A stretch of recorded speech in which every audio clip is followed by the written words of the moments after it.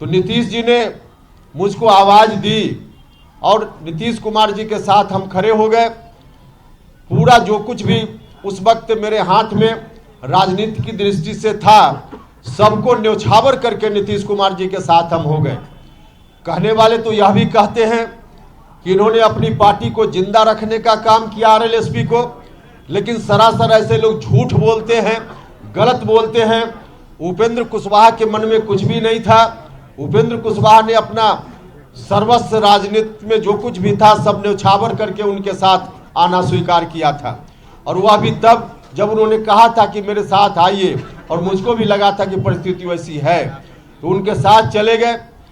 सब कुछ चल रहा था अपनी जगह, लेकिन बाद में चलकर जो गठबंधन पहले चल रहा था बीजेपी के साथ, उस गठबंधन से हटकर नया गठबंधन बनाने की बात होने लगी। उसको भी हमने स्वीकार किया कि चलिए पार्टी की मजबूरी है तो इस गठबंधन को भी स्वीकार करना चाहिए। लेकिन उस वक्त भी गठबंधन बनने से पहले राष्ट्रीय अध्यक्ष जी को, मुख्यमंत्री जी को हमने कहा था कि गठबंधन जरूर हो, आप अगर चाहते हैं यही रास्ता है तो कीजिए, लेकिन इसका नेतृत्व आप अपने हाथ में रखिए, नीतीश कुमार जी के हाथ में हो। क्योंकि हम जानते थे कि अगर नीतीश कुमार जी के हाथ से नेतृत्व निकल गया तो जननायक कर्पूरी ठाकुर जी की विरासत फिर से ध्वस्त होने लगेगी। तो मुझसे कहा गया कि हाँ ठीक ऐसा ही होगा। लेकिन गठबंधन बनने के थोड़े ही दिन के बाद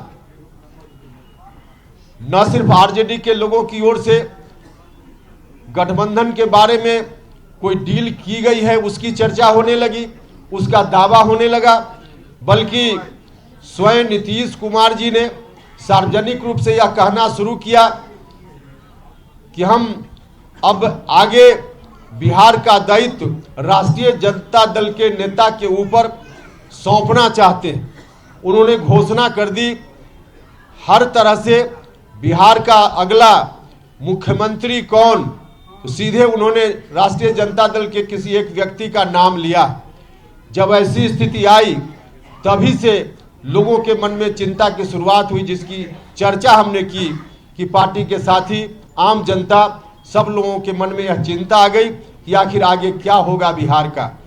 अब हमारे सामने रास्ता था कि जननायक कर्पूरी ठाकुर जी की विरासत को हम चुपचाप बैठकर उन्हीं हाथों में जाते हुए मुखदर्शक बनकर देखते रहते जिन हाथों ने बिहार को मचोड़ दिया, मरोड़ दिया, या फिर हम सब लोग बैठकर कोई नया रास्ता लेते।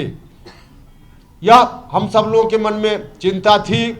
हमारे साथियों ने इस चिंता से अवगत कराया तो हम लोगों को भी लगा कि चाहे जिस तरह की परिस्थिति का सामना करना पड़े, अगर हम राजनीति में हैं, हम अपना राजनीतिक धर्म और कर्तव्य समझते हैं, तो फिर से हम लोगों को उठ खड़ा होना चाहिए और किसी भी हालत में जननायक कर्पूरी ठाकुर जी की विरासत को उन हाथों में नहीं जाने देना चाहिए जिन हाथों ने बिहार को मचोड़ने का काम किया, बिहार को मरोड़ने का काम किया। तो इसीलिए जब बात होने लगी कि वहीं पर फिर से चली जाएगी सारी चीजें, तब मामला पार्टी के अंदर शुरू हुआ। प्रारंभ में मैंने पार्टी के शीर्ष नेतृत्व से, मुख्यमंत्री जी से आग्रह किया, उनसे मिलकर हमने बात की, उनसे कहा कि ऐसी स्थिति ठीक नहीं है।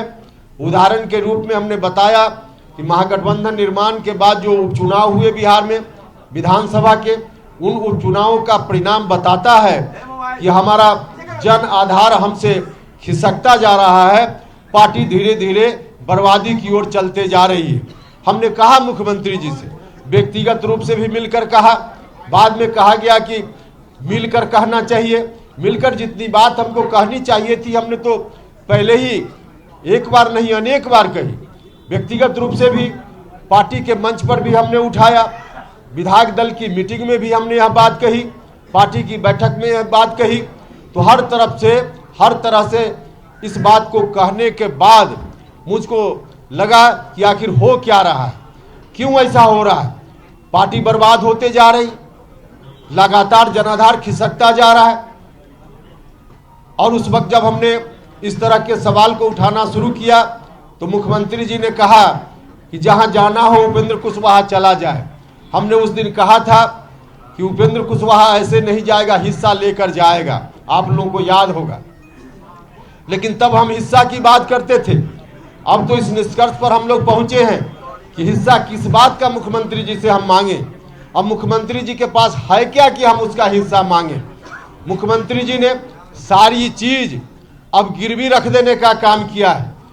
जो बाप दादे की संपत्ति, राजनीतिक संपत्ति, जिसकी बात हमने की थी कि हम उसमें हिस्सा चाहते हैं, अब हम आज महसूस कर रहे हैं कि हम हिस्सा जो मांग रहे हैं, अब नीतीश जी के हाथ में तो वह जायदाद, राजनीतिक जायदाद है ही नहीं।